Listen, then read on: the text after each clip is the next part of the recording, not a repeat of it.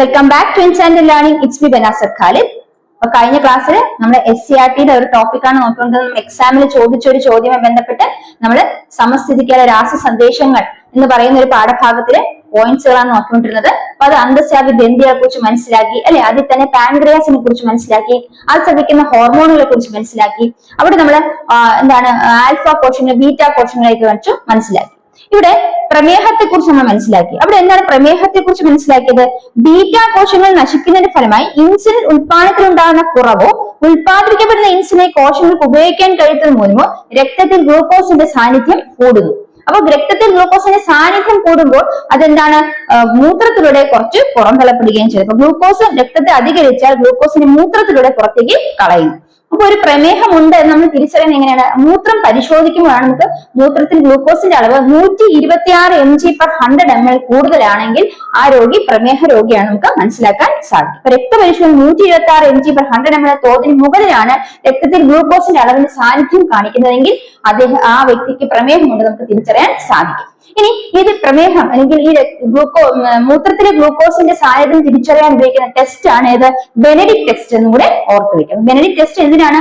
മൂത്രത്തിൽ ഗ്ലൂക്കോസിന്റെ സാന്നിധ്യം തിരിച്ചറിയുന്ന ടെസ്റ്റ് ആണ് ബെനഡിക്ട് ടെസ്റ്റ് എന്നും കൂടെ ഓർത്തു വെക്കാം. അടുത്ത ഒരു ഗ്രാന്തസ്രാവ ഗ്രന്ഥിയെ കുറിച്ച് മനസ്സിലാക്കാൻ പോകുന്നത് എന്താണ്? തൈറോയ്ഡ് ഗ്രന്ഥിയെ കുറിച്ചാണ് മനസ്സിലാക്കാൻ പോകുന്നത്. നമ്മൾ തൈറോയ്ഡ് ഗ്രന്ഥിയെ കുറിച്ചാണ് മനസ്സിലാക്കാൻ പോകുന്നത്. അപ്പൊ തൈറോയ്ഡ് ഗ്രന്ഥി എന്താണ്? അവിടെ തൈറോയ്ഡ് ഗ്രന്ഥി എന്തൊക്കെ ഹോർമോണുകൾ ഉത്പാദിപ്പിക്കുന്നത് ഇതിനെ കുറിച്ചാണ് നമ്മൾ മനസ്സിലാക്കാൻ പോകുന്നത്. അപ്പൊ ഇവിടെ തൈറോയ്ഡ് ഗ്രന്ഥി എന്ന് പറഞ്ഞാൽ ശരീരത്തിൽ ധാരാളം ഉപാപചയ പ്രവർത്തനങ്ങൾ നടക്കുന്നു. എന്താണ് ഈ ഉപാപചയ പ്രവർത്തനങ്ങൾ? ശരീരത്തിൽ നടക്കുന്ന നിർമ്മാണ ശിഥിലീകരണ പ്രവർത്തനങ്ങളെയാണ് ഉപാപചയ പ്രവർത്തനങ്ങൾ എന്ന് പറയുന്നത്. അപ്പൊ ഉപാപചയ പ്രവർത്തനങ്ങൾ എന്ന് പറഞ്ഞാൽ ശരീരത്തിൽ നടക്കുന്ന നിർമ്മാണ ശിഥിലീകരണ പ്രക്രിയകളാണ് ഉപാപചയ പ്രവർത്തനങ്ങൾ എന്ന് പറയുന്നത്. ഈ ഉപാപചയ പ്രവർത്തനങ്ങൾ ഹോർമോണൽ പ്രവർത്തനങ്ങളാണ് നിയന്ത്രിക്കുന്നത്. അപ്പൊ ഉപാപചയ പ്രവർത്തനങ്ങൾ ആരാണ് നിയന്ത്രിക്കുന്നത്? ഹോർമോണുകളാണ് നിയന്ത്രിക്കുന്നത്.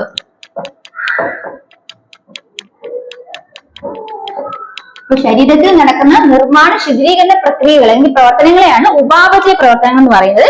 ഈ ഉപാപചയ പ്രവർത്തനങ്ങൾ നിയന്ത്രിക്കുന്ന ആരാണ്? ഹോർമോണുകളാണെന്ന് മനസ്സിലാക്കുക.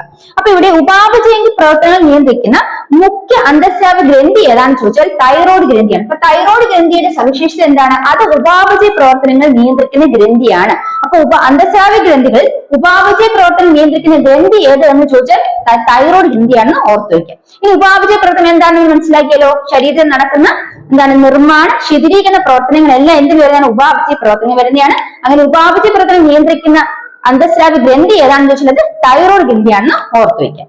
ഇനി ഈ തൈറോയ്ഡ് ഗ്രന്ഥി ഉത്പാദിപ്പിക്കുന്ന രണ്ട് പ്രധാനപ്പെട്ട ഹോർമോണുകളാണ് തൈറോക്സിനും കാൽസിറ്റോണിനും. ഏതാണ്? തൈറോക്സിനും കാൽസിറ്റോണിനും.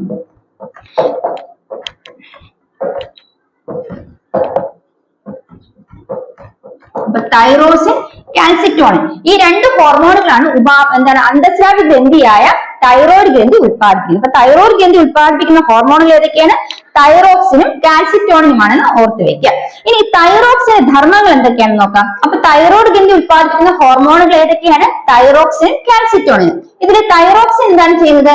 തൈറോക്സിൻ ഊർജ്ജ ഉത്പാദനം വർദ്ധിപ്പിക്കുന്നു. അപ്പൊ ഊർജ്ജ ഉത്പാദനം വർദ്ധിക്കുമ്പോൾ ഉപാപചയ പ്രവർത്തനങ്ങളുടെ നിരക്ക് എന്ത് ചെയ്യുന്നുണ്ട്? അത് വർദ്ധിക്കുന്നു, അതും കൂടുന്നു. ഊർജ്ജ ഉത്പാദനം വർദ്ധിക്കുന്നു, ഉപാപചയ പ്രവർത്തന നിരക്ക് വർദ്ധിക്കുന്നു. അതുപോലെ തന്നെ ഭ്രൂണാവസ്ഥയിലും ശൈശവാവസ്ഥയിലും മസ്തിഷ്കത്തിന്റെ വളർച്ചയും വികാസത്തെയും ത്വരിതപ്പെടുത്തുന്നത് തൈറോക്സിൻ എന്ന ഹോർമോണാണെന്ന് ഓർത്തു വയ്ക്കുക.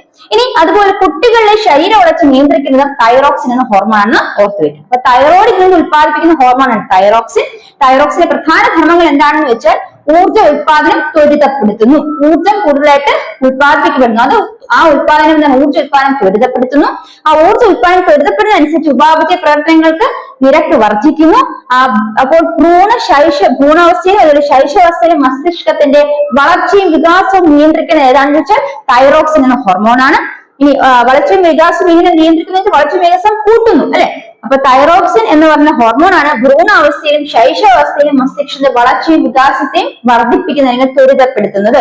അതുപോലെ തന്നെ കുട്ടികളുടെ ശരീര വളർച്ച നിയന്ത്രിക്കുന്നതും ഏത് ഹോർമോണാണെന്ന് ചോദിച്ചാൽ തൈറോയ്ഡ് ഗ്രന്ഥി ഉത്പാദിപ്പിക്കുന്ന തൈറോക്സിൻ എന്ന ഹോർമോണാണെന്ന് ഓർത്തു വയ്ക്കാം. ഇത് എത്രയാണ് നമ്മൾ തൈറോക്സിൻ എന്ന ഗ്രന്ഥി തൈറോക്സിൻ എന്ന് പറഞ്ഞ ഹോർമോണെ കുറിച്ച് മനസ്സിലാക്കേണ്ട കാര്യങ്ങൾ. ഇനി ഇതിന്റെ ഏറ്റക്കുറച്ചിലും, തൈറോക്സിൻ ഉൽപാദനം കൂടുകയും കുറയുമ്പോൾ അതുമായി ബന്ധപ്പെട്ട് ചില രോഗാവസ്ഥകൾ ഉണ്ടാകുന്നു. അതിനെ കുറിച്ച് അടുത്ത് നമുക്ക് മനസ്സിലാക്കാം. ഇനി നമ്മൾ മനസ്സിലാക്കേണ്ടത് ഈ തൈറോക്സിൻ എന്ന് പറഞ്ഞ ഹോർമോണിന്റെ ഉൽപാദനം കുറയുന്ന അവസ്ഥയാണ് ഹൈപ്പോതൈറോയിഡിസം എന്ന് അറിയപ്പെടുന്നത്. അപ്പൊ ഹൈപ്പോതൈറോയിഡിസം എന്ന് പറയുന്നത് തൈറോക്സിൻ എന്ന ഹോർമോണിന്റെ ഉൽപാദനം കുറയുന്ന അവസ്ഥയാണ് ഹൈപ്പോതൈറോയിഡിസം എന്ന് പറയുന്നത്. ഭ്രൂണാവസ്ഥയിലോ ശൈശവാവസ്ഥയിലോ തൈറോക്സിന് ഉൽപാദനക്കുറവ് ഉണ്ടാകും. ഇപ്പൊ ഭ്രൂണാവസ്ഥയിലോ ശൈശവാവസ്ഥയിലാണ് തൈറോക്സിൻ എന്ന ഹോർമോൺ ഉൽപാദനം കുറവ് ഉണ്ടാകുന്നെങ്കിൽ അതുമൂലം ശാരീരിക മാനസിക വളർച്ച തടസ്സപ്പെടുന്നു. അപ്പൊ ശാരീരിക മാനസിക വളർച്ച തടസ്സപ്പെടുന്ന അവസ്ഥയാണ് ക്രെറ്റിനിസം എന്ന് പറയുന്നത്. അതായത് ഭ്രൂണാവസ്ഥയിലോ ശൈശവാവസ്ഥയിലോ തൈറോക്സിൻ ഹോർമോൺ ഉൽപാദനം കുറയുമ്പോൾ ശാരീരിക മാനസിക വളർച്ചയെ അത് തടസ്സപ്പെടുത്തുന്നു. അപ്പോൾ അങ്ങനെ ഉണ്ടാകുന്ന അസുഖമാണ് ക്രെറ്റിനിസം എന്ന് ഓർത്തുവെക്കുക. അപ്പൊ ഭ്രൂണാവസ്ഥയിലും ശൈശവാവസ്ഥയിലും പറഞ്ഞാൽ അത് കുട്ടികളിലെ ഹൈപ്പോതൈറോയിഡിസം ഉണ്ടാകും, അല്ലെങ്കിൽ കുട്ടികളിലെ ഈ പറയുന്ന ഹൈപ്പോതൈറോയിഡിസം മൂലം ഉണ്ടാകുന്ന അസുഖമാണ് ഏത് ക്രെറ്റിനിസം എന്ന് ഓർത്തുവെക്കുക. അപ്പൊ തൈറോക്സിൻ ഹോർമോണിന്റെ ഉൽപാദനം കുറയുന്ന മൂലം ഉണ്ടാകുന്നതാണ് ഹൈപ്പോതൈറോയിഡിസം. ഇപ്പൊ ഭ്രൂണാവസ്ഥയിലോ ശൈശവാവസ്ഥയിലോ തൈറോക്സിൻ ഹോർമോണിന്റെ ഉൽപാദനം കുറയുന്നത് മൂലം ശാരീരിക മാനസിക വളർച്ച കുറയുന്നു. അപ്പോൾ ആ അസുഖത്തെ അറിയപ്പെടുന്നത് ക്രെറ്റിനിസം. ഈ അവസ്ഥയെ ക്രെറ്റിനിസം എന്ന് അറിയപ്പെടുന്നു. ഇനി മുതിർന്നവരിലാണ് തൈറോക്സിന്റെ തുടർച്ചയായ കുറവുണ്ടാകുന്നെങ്കിൽ അതിന് മിക്സ് എഡിമ എന്ന അവസ്ഥയാണ് പറയുന്നത്. മുതിർന്നവരിലാണ് തൈറോക്സിൻ ഹോർമോൺ ഉൽപാദനം കുറയുന്നെങ്കിൽ ആ അവസ്ഥയെ മിക്സ് എഡിമ, ആ രോഗാവസ്ഥ മിക്സ് എഡിമ എന്നും പറയുന്നു. നമ്മൾ രണ്ട് കാര്യങ്ങൾ പഠിച്ചു. തൈറോക്സിൻ എന്ന ഹോർമോണിന്റെ ഉൽപാദനം കുറയുന്നതിനാണ് ഹൈപ്പോതൈറോയിഡിസം എന്ന് പറയുന്നത്, അല്ലെ? ഹൈപ്പോതൈറോയിഡിസം അവസ്ഥ എന്താണ്? തൈറോക്സിന്റെ ഉൽപാദനം കുറയുന്ന അവസ്ഥയാണ് ഹൈപ്പോതൈറോയിഡിസം. ഇനി ഭ്രൂണാവസ്ഥയിലും അതുപോലെ തന്നെ ശൈശവാവസ്ഥയിലാണ് തൈറോക്സിൻ ഹോർമോൺ ഉൽപാദനം കുറയുന്നതെങ്കിൽ അത് മാനസിക ശാരീരിക വളർച്ചയെ തടസ്സപ്പെടുത്തുന്നു. കുട്ടികളില് ആ അവസ്ഥയിൽ ഉണ്ടാകുന്ന പേരാണ് എന്ത്? ക്രെറ്റിനിസം എന്നാണ് ആ രോഗത്തിന് അറിയപ്പെടുന്ന പേര്. ഇനി മുതിർന്നവരിലാണ് തൈറോക്സിന്റെ ഹോർമോണിന്റെ അളവ് കുറയുന്നതെങ്കിൽ മുതിർന്നവർ ഉണ്ടാകുന്ന അവസ്ഥയുടെ പേരെന്താണ്? രോഗാവസ്ഥയാണ് മിക്സ് എഡിമ എന്നും കൂടെ ഓർത്തു വെക്കുക. അപ്പൊ ഇത് രണ്ടും തൈറോക്സിൻ ഹോർമോണിന്റെ ഉൽപാദന കുറവുകളും ഉണ്ടാകുന്നതാണ് മുതിർന്നവരിൽ മിക്സ് എഡിമയും കുട്ടികളിൽ ക്രെറ്റിനിസം ആണെന്ന് ഓർത്തു വെക്കുക. ഇനി നമ്മൾ മനസ്സിലാക്കുകയാണ് എന്താണ് ഹൈപ്പോതൈറോയിഡിസം അല്ലെ ഹൈപ്പോതൈറോയിഡിസത്തിന്റെ ലക്ഷണങ്ങൾ പറയുകയാണെങ്കിൽ കുറഞ്ഞ ഉപാപചയ നിരക്ക്. നമ്മൾ പറഞ്ഞ തൈറോക്സിൻ ഹോർമോണിന്റെ ധർമ്മങ്ങൾ എന്തൊക്കെയാണ്? ഉപാപചയ നിരക്ക് വർദ്ധിപ്പിക്കുക, അല്ലെ? അപ്പൊ ഇവിടെ തൈറോക്സിൻ ഹോർമോണിന്റെ ഉൽപാദനം കുറയുമ്പോൾ ഉപാപചയ നിരക്ക് എന്ത് ചെയ്യുന്നത്? കുറയുന്നു. അപ്പൊ കുറഞ്ഞ ഉപാപചയ നിരക്ക് അതുപോലെ ഊർജ്ജ ഉൽപാദനം വർദ്ധിപ്പിക്കുന്നതാണ് തൈറോക്സിൻ ഹോർമോണിന്റെ പ്രധാനപ്പെട്ട മറ്റൊരു ധർമ്മം. അപ്പൊ ഇവിടെ ഊർജ്ജ ഉൽപാദനം നടക്കുന്നില്ല, അപ്പൊ മന്ദത അനുഭവപ്പെടുന്നു. ഉപാപചയ നിരക്ക് കുറയുന്നു, മന്ദത അനുഭവപ്പെടുന്നു. അതുപോലെ ശരീരഭാരം കൂടുന്നു, ഉയർന്ന രക്തസമ്മർദ്ദം, ശരീരകലകളുടെ വീക്കം എന്നിവയാണ് പ്രധാന ലക്ഷണങ്ങൾ എന്ന് ഓർത്തു വയ്ക്കുക. ഉപാപചയ നിരക്ക് കുറയുന്നു, മന്ദത അനുഭവപ്പെടുന്നു, രക്തസമ്മർദ്ദം കൂടുന്നു, അതുപോലെ ശരീരഭാരം കൂടുന്നു, ശരീരകലകളുടെ വീക്കം എന്നിവയൊക്കെയാണ് ഇതിലെ പ്രധാന ലക്ഷണങ്ങൾ എന്ന് ഓർത്തു വയ്ക്കുക. ഇനി മറ്റൊരു സവിശേഷതയാണ് ഹൈപ്പർ തൈറോയിഡിസം. ഹൈപ്പർ തൈറോയിഡിസം ഇവിടെ പാട്ട് മനസ്സിലാക്കാൻ പോകുന്നത് എന്താണ്? ഹൈപ്പർ തൈറോയിഡിസം എന്ന്. ഹൈപ്പർ തൈറോയിഡിസം എന്ന അവസ്ഥ എന്താണെന്ന് വെച്ചാൽ ഇവിടെ തൈറോക്സിന്റെ തുടർച്ച അമിത ഉൽപാദനം മൂലം ജീവൽ പ്രവർത്തനങ്ങൾ, ഉപാപചയ പ്രവർത്തനങ്ങളുടെ നിരക്ക് വർദ്ധിക്കുന്നു. ആ അവസ്ഥയാണ് ഹൈപ്പർ തൈറോയിഡിസം എന്ന് പറയുന്നത്. നമ്മൾ നേരത്തെ പറഞ്ഞു തൈറോക്സിൻ ഉൽപാദനം കുറയുന്നത് മൂലം ഉണ്ടാകുന്നതാണ് ഹൈപ്പോതൈറോയിഡിസം. ഇവിടെ തൈറോക്സിൻ ഉൽപാദനം കൂടുന്ന മൂലം ഉണ്ടാകുന്നതാണ് ഹൈപ്പർ തൈറോയിഡിസം കൂടെ ഓർത്തു വയ്ക്കുക. അവിടെ ഉൽപാദനം കുറയുമ്പോൾ ഉണ്ടാകുന്നതാണ് ഹൈപ്പോതൈറോയിഡിസം. ഇവിടെ ഹൈപ്പർ തൈറോയിഡിസിന്റെ ഉൽപാദനം കൂടുന്നു, തൈറോക്സിൻ ഹോർമോണിന്റെ ഉൽപാദനം കൂടുന്നു. അപ്പോൾ ഉപാപചയ പ്രവർത്തനങ്ങളുടെ നിരക്ക് വർദ്ധിക്കുന്നു, ത്വരിതഗതിയിലാകുന്നു. അതുപോലെ ഹൃദയമിടിപ്പ് കൂടുന്നു, അതുപോലെ തന്നെ ശരീരഭാരം കുറയുന്നു മുതലായാണ് ഇത് പ്രധാന ലക്ഷണങ്ങൾ എന്ന് ഓർത്തു വയ്ക്കുക. ഇപ്പൊ രണ്ട് കാര്യങ്ങൾ നമ്മൾ മനസ്സിലാക്കിയത്. ഇനി നമ്മൾ ഗോയിറ്റർ എന്ന അസുഖത്തെ കുറിച്ച് മനസ്സിലാക്കിയാണ്. അവിടെ തൈറോക്സിന്റെ ഉൽപാദനത്തിന് അയഡിൻ അത്യാവശ്യമാണ്. അപ്പൊ തൈറോക്സിൻ ഉൽപാദനത്തിന് അയഡിൻ അത്യാവശ്യമാണ്. അയഡിന്റെ അഭാവത്തിൽ തൈറോക്സിൻ ഉൽപാദനം തടസ്സപ്പെടുന്നു. അപ്പം ഈ തൈറോക്സിൻ ഉൽപാദനം നടക്കണമെങ്കിൽ എന്തിന്റെ ആവശ്യമുണ്ട്? അയഡിൻ ആവശ്യമുണ്ട്. അപ്പൊ അയഡിന്റെ അഭാവം ഉണ്ടാകുകയാണെങ്കിൽ തൈറോക്സിൻ ഉൽപാദനത്തെ അത് ബാധിക്കുന്നു. അപ്പൊ അങ്ങനെയുള്ള സാഹചര്യത്തിൽ തൈറോക്സിൻ ഉൽപ്പാദിപ്പിക്കാനുള്ള ഒരു ശ്രമമെന്ന നിലയിൽ തൈറോയ്ഡ് ഗ്രന്ഥി അമിതമായി വളരുന്നു. മനസ്സിലായോ? അപ്പൊ അതായത് തൈറോക്സിൻ ഹോർമോൺ ഉൽപ്പാദിപ്പിക്കുന്നതിന് അയഡിന്റെ സാന്നിധ്യം വേണമെന്ന് പറഞ്ഞു. അപ്പൊ അയഡിന് അഭാവം ഉണ്ടാകുന്ന സമയത്ത് ഈ പറയുന്ന എന്താണ്? ഈ ഒരു സാഹചര്യത്തെ മറികടക്കുന്നതിന് വേണ്ടിയിട്ട് തൈറോയ്ഡ് ഗ്രന്ഥി തൈറോക്സിൻ ഉൽപ്പാദിപ്പിക്കാൻ ശ്രമം നടത്തുന്നതിന് വേണ്ടിയിട്ട് അമിതമായി വളരുന്നു. ആ അവസ്ഥയാണ് ഗോയിറ്റർ എന്ന് പറയുന്നത്. അപ്പൊ തൈറോയ്ഡ് ഗ്രന്ഥി വളരുന്ന അവസ്ഥയാണ് എന്താ അറിയപ്പെടുന്നത്? ഗോയിറ്റർ എന്ന് പറയുന്നത്. എന്തിനാണ് തൈറോയ്ഡ് ഗ്രന്ഥി അങ്ങനെ വളരുന്നത്? തൈറോക്സിൻ ഉത്പാദനത്തിന് അയഡിൻ അത്യാവശ്യമാണ്. അപ്പൊ അയഡിൻ അഭാവം ഉണ്ടാകുമ്പോൾ ഇതിനെ ആ ഒരു അവസ്ഥയെ മറികടക്കുന്നതിന് വേണ്ടിയിട്ട് തൈറോയ്ഡ് ഗ്രന്ഥി വളരുന്നു. അപ്പൊ തൈറോയ്ഡ് ഗ്രന്ഥി വളരുന്ന അവസ്ഥയാണ് ഗോയിറ്റർ എന്ന് പറയുന്നത് മനസ്സിലാക്കി വെക്കുക. അപ്പൊ തൈറോക്സിൻ ഉത്പാദിപ്പിക്കുന്ന ശ്രമം നിലയിൽ തൈറോയ്ഡ് അമിതമായി വളരുന്ന അവസ്ഥയാണ് ഗോയിറ്റർ എന്ന് ഓർത്ത് വെക്കുക. ഇത്രയും കാര്യങ്ങളാണ് നമ്മൾ തൈറോക്സിനെ കുറിച്ച് മനസ്സിലാക്കേണ്ടത്. അപ്പൊ തൈറോക്സിൻ എന്ന് പറയുന്നത് തൈറോയ്ഡ് ഗ്രന്ഥി ഉത്പാദിപ്പിക്കുന്ന ഒരു ഹോർമോൺ ആണ്. ആ തൈറോക്സിൻ ഗ്രന്ഥിയുടെ ധർമ്മങ്ങൾ മനസ്സിലാക്കി. അതുപോലെ തന്നെ തൈറോക്സിൻ ഗ്രന്ഥിയുടെ ഉത്പാദനം കുറയുന്നതുകൊണ്ട് ഉണ്ടാകുന്ന അവസ്ഥയും കൂടുമ്പോൾ ഉണ്ടാകുന്ന അവസ്ഥയും, അതുപോലെ അതിന്റെ സാന്നിധ്യത്തിൽ അല്ലെങ്കിൽ ആ ഹോർമോൺ പ്രവർത്തിക്കണമെങ്കിൽ അയഡിന്റെ സാന്നിധ്യം വേണം. അതിന്റെ സാന്നിധ്യം ഇല്ലായ്മ ഉള്ളപ്പോൾ അതിന്റെ പ്രവർത്തനത്തെ അത് ബാധിക്കുന്നു. അപ്പൊ അതിന് തരണം ചെയ്യുന്നതിന് വേണ്ടിയിട്ട് തൈറോയ്ഡ് ഗ്രന്ഥി അമിതമായി വളരുന്നു. ആ അവസ്ഥയാണ് ഗോയിറ്റർ എന്ന് നമ്മൾ മനസ്സിലാക്കി. അടുത്ത നമ്മൾ മനസ്സിലാക്കുന്ന മറ്റൊരു ഹോർമോൺ, തൈറോയ്ഡ് ഗ്രന്ഥി ഉത്പാദിക്കുന്ന മറ്റൊരു ഹോർമോൺ ആണ് കാൽസിറ്റോണിൻ എന്ന് ഓർത്തിരിക്കും. എന്താണ് കാൽസിറ്റോണിൻ? ആണ് തൈറോയ്ഡ് ഗ്രന്ഥി ഉത്പാദിപ്പിക്കുന്ന മറ്റൊരു ഹോർമോൺ. നമുക്ക് പോയിന്റ് നമ്മൾ മനസ്സിലാക്കേണ്ടത് എന്താണ്? തൈറോയ്ഡ് ഗ്രന്ഥി ഉത്പാദിപ്പിക്കുന്ന ഒരു ഹോർമോൺ ആണ് കാൽസിറ്റോണിൻ എന്ന് മനസ്സിലാക്കാം. രണ്ടാമത് മനസ്സിലാക്കേണ്ടത് രക്തത്തിലെ കാൽസ്യത്തിന്റെ സാധാരണ അളവ് 9 to 11 mg/100 ml ആണ്. അപ്പൊ രക്തത്തിലെ കാൽസ്യത്തിന്റെ അളവ് വർദ്ധിക്കുമ്പോൾ തൈറോയ്ഡ് ഗ്രന്ഥി ഉത്പാദിപ്പിക്കുന്ന ഹോർമോൺ ആണ് കാൽസിറ്റോണിൻ എന്ന് ഓർത്തുവെക്കുക. അപ്പൊ രക്തത്തിലെ കാൽസ്യത്തിന്റെ അളവ് എന്ന് പറയുന്നത് 9 മുതൽ 11 mg/100 ml ആണെന്ന് ഓർത്തുവെക്കുക. ഇതാണ് രക്തത്തിലെ കാൽസ്യത്തിന്റെ അളവ്. അപ്പൊ രക്തത്തിലെ കാൽസ്യത്തിന്റെ അളവ് എന്ന് പറഞ്ഞാൽ 9 മുതൽ 11 mg/100 ml ആണെന്ന് ഓർത്തുവെക്കുക. ഇനി രക്തത്തിലെ കാൽസ്യത്തിന്റെ അളവ് വർദ്ധിക്കുമ്പോൾ തൈറോയ്ഡ് ഗ്രന്ഥി ഉത്പാദിപ്പിക്കുന്ന ഹോർമോൺ ആണ് കാൽസിറ്റോണിൻ. അപ്പൊ കാൽസിറ്റോണിൻ എന്ന ഹോർമോൺ ആരാ ഉത്പാദിപ്പിക്കുന്നത്? തൈറോയ്ഡ് ഗ്രന്ഥിയാണ്. എപ്പോഴാണ് ഉത്പാദിപ്പിക്കുന്നത്?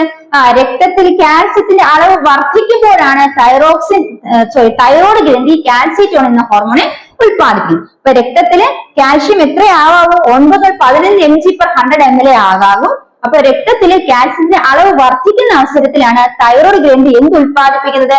കാൽസിറ്റോണിൻ എന്ന ഹോർമോണെ ഉത്പാദിപ്പിക്കുന്ന ഓർത്തുവെക്കുക. അപ്പൊ കാൽസിറ്റോണിൻ കാൽഷ്യത്തിന്റെ അളവ് രക്തത്തിൽ കൂടുമ്പോൾ തൈറോയ്ഡ് ഗ്രന്ഥി ഉത്പാദിപ്പിക്കുന്ന ഹോർമോൺ ആണ് കാൽസിറ്റോണിൻ എന്ന് ഓർത്തുവെക്കുക. അപ്പൊ നമ്മൾ മനസ്സിലാക്കിയ എന്താണ്? തൈറോയ്ഡ് ഗ്രന്ഥി ഉത്പാദിപ്പിക്കുന്ന ഒരു ഹോർമോൺ ആണ് കാൽസിറ്റോണിൻ എന്ന് പറഞ്ഞു അല്ലെ. അപ്പൊ അതായത് മനുഷ്യ ശരീരത്തിലെ രക്തത്തിലെ കാൽസ്യത്തിന്റെ അളവ് 9 മുതൽ 15 mg/100 ml ആകാവും. അപ്പോൾ ആ അവസരത്തില് രക്തത്തിലെ കാൽഷ്യത്തിന്റെ അളവ് വർദ്ധിക്കുമ്പോഴാണ് അത് കുറയ്ക്കുന്നതിന് വേണ്ടിയിട്ട് തൈറോയ്ഡ് ഗ്രന്ഥി ഉത്പാദിപ്പിക്കുന്ന കാൽസിറ്റോണിൻ ഉത്പാദിപ്പിക്കുന്നത്. തൈറോയ്ഡ് ഗ്രന്ഥി ഉത്പാദിപ്പിക്കുന്ന കാൽസിറ്റോണിൻ സ്രവിക്കപ്പെടുന്ന എപ്പോഴാണ്? രക്തത്തിലെ കാൽസ്യത്തിന്റെ അളവ് കൂടുമ്പോഴാണ്. അപ്പോൾ ആ ഹോർമോൺ ആണ് കാൽസിറ്റോണിൻ എന്ന് ഓർമ്മിച്ചിരിക്കുക. ഇനി ഈ കാൽസ്യത്തിന്റെ അളവ് അപ്പോൾ എന്ത് സംഭവിക്കുന്നു? രക്തത്തിൽ കുറയുന്നു. ഇനി ഈ പറയുന്ന തൈറോയ്ഡ് ഗ്രന്ഥിയുടെ പിൻഭാഗത്തായിട്ട് മറ്റൊരു ഗ്രന്ഥി സ്ഥിതി ചെയ്യുന്നുണ്ട്. അത് പാരാതൈറോയ്ഡ് ഗ്രന്ഥി എന്നാണ് അറിയപ്പെടുന്നത്. അപ്പൊ തൈറോയ്ഡ് ഗ്രന്ഥിയുടെ പിൻഭാഗത്തായി സ്ഥിതി ചെയ്യുന്ന പാരാതൈറോയ്ഡ് ഗ്രന്ഥിയുടെ ധർമ്മം എന്താണെന്നാൽ ഇതൊരു പാരാതോർമോൺ സ്രവിക്കുന്നു. ഇത് സ്രവിക്കുന്ന ഹോർമോൺ ആണ് എന്താണ്? പാരാതോർമോൺ ആണ് പാരാതൈറോയ്ഡ് ഗ്രന്ഥി സ്രവിക്കുന്ന ഹോർമോൺ. ഈ പാരാതൈറോയ്ഡ് ഗ്രന്ഥി സ്രവിക്കുന്ന പാരാതോ ഹോർമോൺ എന്താണ് ചെയ്യുന്നത് വെച്ചാല് കാൽസ്യം അളവ് രക്തത്തിൽ കുറയുന്ന അവസരത്തിൽ കാൽസ്യം അളവ് രക്തത്തിൽ കൂട്ടിക്കൊടുക്കുകയാണ് ചെയ്യുന്നത്. അപ്പൊ കാൽസ്യം അളവ് രക്തത്തിൽ കുറയ്ക്കുമ്പോൾ കൂട്ടുന്ന ആരാണ്? പാരാതോ ഹോർമോൺ. കാൽസ്യം രക്തത്തിൽ കുറയ്ക്കുന്നത് ആരാണ്? Calcitonin hormone. അപ്പൊ കാൽസിറ്റോണിൻ എന്ന് പറയുന്നത് തൈറോയ്ഡ് ഗ്രന്ഥി ഉത്പാദിപ്പിക്കുന്ന ഹോർമോൺ ആണ്. അത് രക്തത്തിലെ കാൽസ്യത്തിന്റെ അളവ് കുറയ്ക്കുന്നു. ഇനി തൈറോയ്ഡ് ഗ്രന്ഥിയുടെ പിൻഭാഗത്തായി സ്ഥിതി ചെയ്യുന്ന പാരാതൈറോയ്ഡ് ഗ്രന്ഥി എന്ത് ഉത്പാദിപ്പിക്കുന്നു? പാരാതോ ഹോർമോൺ എന്ന ഹോർമോണെ ഉത്പാദിപ്പിക്കുന്നു. അതിന്റെ ധർമ്മം എന്താണ്? രക്തത്തിലെ കാൽസ്യത്തിന്റെ അളവിനെ കൂട്ടുക എന്നാണ്. അപ്പൊ ഈ തൈറോയ്ഡ് ഗ്രന്ഥിയിലെ കാൽസിറ്റോണിന്റെയും അതുപോലെ തന്നെ ഈ പറയുന്ന പാരാതോ ഹോർമോൺ എന്ത് ചെയ്യുന്നുണ്ട്? കാൽസ്യത്തിന്റെ അളവിനെ നിയന്ത്രിക്കുകയാണ് ചെയ്യുന്നത്. ഒന്ന് കൂട്ടുമ്പോൾ ഒന്ന് കുറയ്ക്കുകയാണ് ചെയ്യുന്നത്. അപ്പൊ ഇവിടെ കാൽസിറ്റോണിന്റെയും പാരാതോണിന്റെയും പ്രവർത്തനം പരസ്പരം അങ്ങോട്ടും ഇങ്ങോട്ടും പരസ്പര വിരുദ്ധമാണെന്ന് ഓർത്തുവെക്കാം. ഒന്ന് അളവ് കുറയ്ക്കുന്നു, മറ്റത് അളവ് കൂട്ടുകയാണെന്ന് ഓർത്തുവെക്കാം. അപ്പൊ തൈറോയ്ഡ് ഗ്രന്ഥിയെ കുറിച്ച് നമ്മൾ മനസ്സിലാക്കേണ്ടത് ഇത്രയും കാര്യങ്ങളാണ്. അപ്പൊ തൈറോയ്ഡ് ഗ്രന്ഥിയിൽ പഠിച്ച 2 ഹോർമോണുകൾ ഏതൊക്കെയാണ്? തൈറോക്സിനും അതുപോലെ കാൽസിറ്റോണിനും. പിന്നെ നമ്മൾ പഠിച്ച എന്താണ്? പാരാതൈറോയ്ഡ് ഗ്രന്ഥിയെ കുറിച്ച് പഠിച്ചു. അതിൽ പാരാതോ ഹോർമോണെ കുറിച്ച് മനസ്സിലാക്കുന്ന മറ്റൊരു അന്തസ്രാവി ഗ്രന്ഥിയാണ് തൈമസ് ഗ്രന്ഥി. അപ്പൊ തൈമസ് ഗ്രന്ഥി എന്ന് പറയുന്നത് എവിടെ കാണപ്പെടുന്നു വെച്ചാൽ മാറിന് പിന്നിലായി സ്ഥിതി ചെയ്യുന്ന അന്തസ്രാവി ഗ്രന്ഥിയാണ് തൈമസ് ഗ്രന്ഥി. തൈമസ് ഗ്രന്ഥി എവിടെ സ്ഥിതി ചെയ്യുന്നു? മാറിന് പിന്നിലായിട്ടാണ് തൈമസ് ഗ്രന്ഥി സ്ഥിതി ചെയ്യുന്നത്.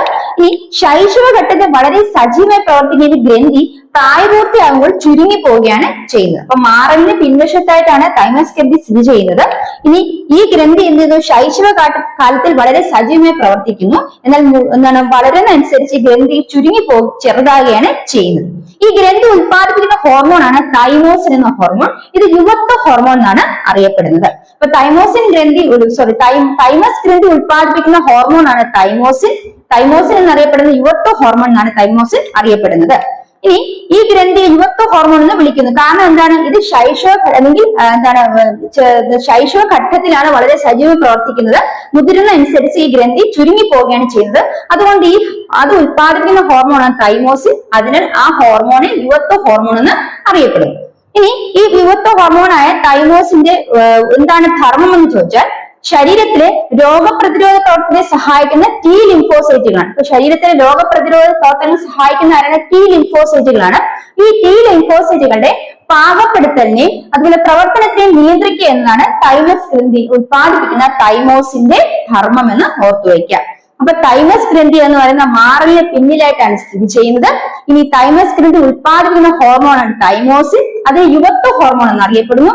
എന്താണ് കാരണം എന്ന് പറഞ്ഞാൽ, ശൈശവ ഘട്ടത്തിൽ ഈ ഗ്രന്ഥി സജീവമായി പ്രവർത്തിക്കുന്നു. എന്നാൽ മുതിരുന്ന അനുസരിച്ച് ഈ ഗ്രന്ഥി എന്ത് ചെയ്യുന്നുണ്ട്? ചുരുങ്ങി ചെറുതാവുകയാണ് ചെയ്യുന്നത്.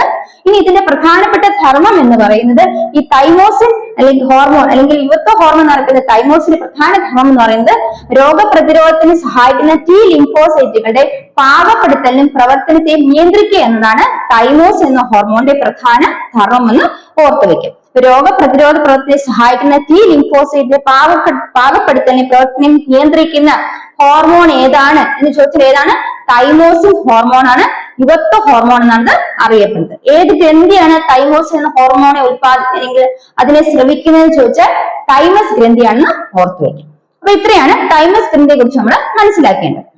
അപ്പൊ ഇന്നത്തെ ക്ലാസ്സിൽ നമ്മൾ തൈമസ് ഗ്രന്ഥിയെ കുറിച്ച് മനസ്സിലാക്കി. അതുപോലെ തന്നെ തൈറോയ്ഡ് ഗ്രന്ഥിയെ കുറിച്ച് മനസ്സിലാക്കി. അത് ഉത്പാദിപ്പിക്കുന്ന ഹോർമോണുകളെ കുറിച്ച് മനസ്സിലാക്കി. അപ്പൊ ഈ ക്ലാസ് നിങ്ങൾക്ക് ക്ലിയർ ആയെന്ന് വിശ്വസിക്കുന്നു. അപ്പൊ ഇതിന്റെ അടുത്ത ക്ലാസ് ഉടനെ തന്നെ അടുത്ത വീഡിയോ ഉടനെ തന്നെ അപ്ലോഡ് ചെയ്യുന്നതാണ്. ക്ലാസ് നിങ്ങൾക്ക് യൂസ്ഫുൾ ആയെന്ന് വിശ്വസിക്കുന്നു. ക്ലാസ് യൂസ്ഫുൾ ആയെങ്കിൽ തീർച്ചയായും ചാനൽ സബ്സ്ക്രൈബ് ചെയ്യാം. തുടർന്ന് നിങ്ങൾക്ക് യൂസ്ഫുൾ ആയ ക്ലാസ്സുകൾ പ്രൊവൈഡ് ചെയ്യുന്നതാണ്. Children's bye from me. Thank you.